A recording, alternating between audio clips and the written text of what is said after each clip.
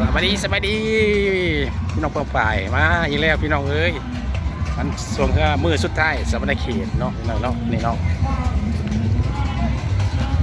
กำลังกันนะคนมาไล่จะเต็มที่พี่น้องวันนี้ไม่แม่รถเต็มอยู่เลย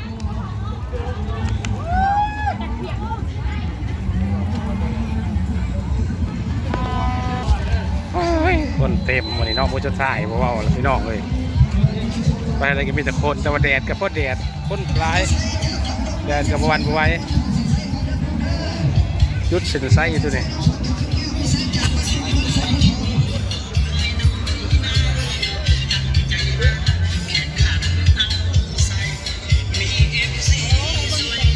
นี่แหละเข้าใจได้หรอวะโอ้เด้ทุกคนทุกเป็นนอกเนาะ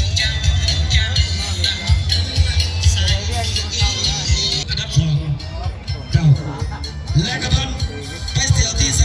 38เข้าสู่เที่ยวที่39จะเป็นคุณลาดเมืองวั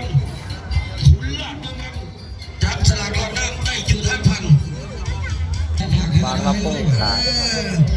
อันนี้จะโทษน้ำเด็กอยู่ดิไม่โทษโมเมนต์บอกญาติว่าเพราะว่าเขาพันโทษเลยเพิ่นพันมาเลยแล้วตะกี้เขาพันตีเพิ่นได้เพิ่นมาโทษน้ำเลยขอใจเด้อที่มาดังตะโพจับเลยน้ำอยู่น้ำฟังพบกับเจ้าพ่อเกศแก้วนู้นเจ้าพ่อเกศแก้วจากบ้านหัวเมืองทำเลยน้ำอยู่บ้านได้ตีคนบ้านจับทุกฝ่ายกันด้วยกันโมได้ทางหัวเพื่อนยังสมัครเกอร์หัวเพื่อนยังเสือกัน รักสุดใจเลยบ้าน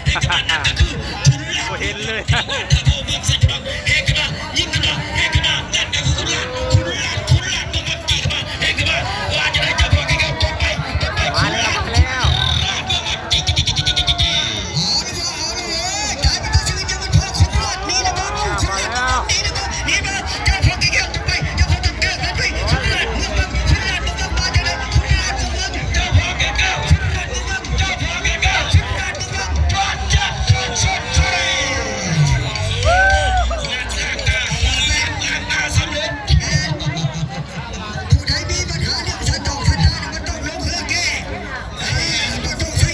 ไปพี่น้องคนร้ายหมดเลยนี่เราจะแค่ตอนจบคนน้าแหนร้ายวันนี้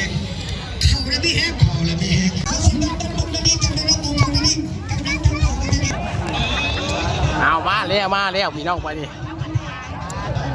มาอีกเลขคู่หนึ่งจะใครเป็นไพ่วันนี้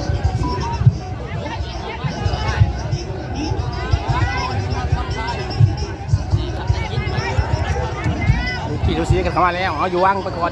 เลยตรงนี้จะมาไทยไปกับกระปูเนาะมวยว่าสองลำ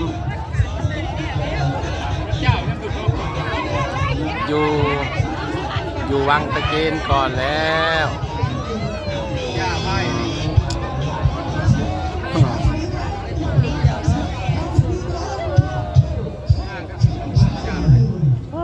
คนหลายแดดกับพ่อแดดคนกับคนแดด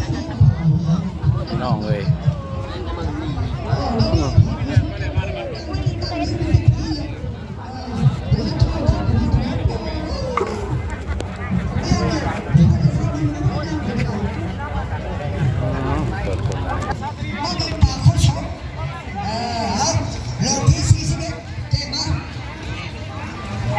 เต็มเป็นแต่คนมาลายอีลิจุดทันทอยแต่เนื้อซอสไตมันชอบเลิกแต่วุ่นเลยมาขับก่อนเลยก่อนพี่น้องเลยเอาลุ้นใหญ่45สีพายกันเลยกินดิเกียรติอันนี้ก็เป็นคู่ยุดเล่นว่าไผ่11เป็น2ระวัง2ไอ้น้องบ้านบุญดีกับบ้านกระพันจากเมืองไซผู้ทอง2บ้าน1เมืองมือนี้เด็กโครงการกระพบกันอีกว่าแก้ผ้ามีไซนี่สิไปหรือว่าชิยู ขอพาพิเศษคือไปที่อยู่กับยังบ่ทราบต่างฝ่ายแต่จะหนีต่างฝ่ายแต่จะเข้าสนใจจะรีบตีขึ้นมาจากขึ้นไปประมาณ100 เมตรเดินหักกระเบียงแพ้ก็อยู่ตีขึ้นมาเร็วพาพิเศษกับชุดนี้สาพรพาพิเศษกับยังแบบนี้บ่ให้ดีหันพระประธานดีหันเรื่องดับขึ้นดับมาเดี๋ยวถือว่าสุดหลักถือบอกไปเลยให้สังเกตแก้ผ้าพิเศษพี่น้องแก้ผ้าพิเศษจากบ้านดุงเดี๋ยวนี้กำลังจะหนีหนีบ่ออกบอกก็ได้ว่าพรพาพิเศษดียังตามมาติดตามกันมาเอาอย่าพดองแก้วผ้าพิเศษอยู่ทางฝั่งทัพแต่จะหนีออกมาหนีได้บ่นักหนีไม่ได้พอพรพาพิเศษนี่ก็ยังจี้มาแหกกันมานั่นก็คือแก้ผ้าพิเศษสั่งด้วยแหละหัวได้หัวจี้กันมาแหกกันมาคือแก้วผ้าพิเศษว่าจะได้พรพาพิเศษ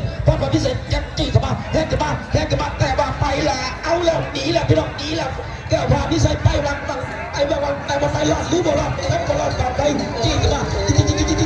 เข้ามาเอาละเว้ยตามไปกันที่นี่มันพอแก้วผ้าพิเศษดีนะเนี่ยแก้วผ้าพิเศษดีนะจี้เข้ามาได้เลยแต่พรพาพิเศษมันจะเป็นเรื่องจี้เข้ามา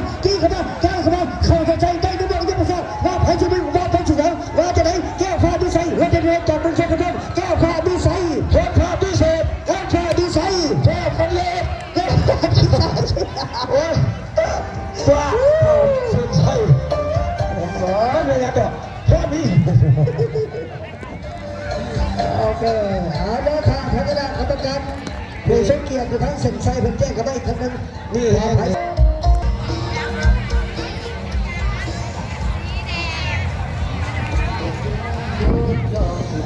ใส่สีเหลืองเพียงสีไม้กินกองเชียร์เพียดังนั่นยอดขนาดใหญ่หุ่นมงสวยดงสีไทยทุกคนให้เข้มแข็งสู้เขาสักวันประสบ คนมาหลายเลยพี่น้องเอ้ยเอ้าเรือยังแข่งกันต่อจากผู้ค้ากะสิเมื่อก่อนพี่น้องเอ้ยอ้าวปีนี้ก็เจอมา3 มื้อ 3 คืนนอนเรียนให้บุกทหารแน่การแข่งขันยังพันชิ้นสุดเนาะแต่ว่าผู้ค้าก็สิขอโจ๊กไว้นี่ก่อนเนาะคลิปเฮาก็ได้พบกันใหม่ปีหน้าปีในเด้อสำหรับงานแข่งเรือเนาะเรืออำเภอสนมมาศจะคอยพบกันอีกทิศหน้าเนาะแล้วเราจะได้ขอลาไปก่อนพี่น้องสวัสดี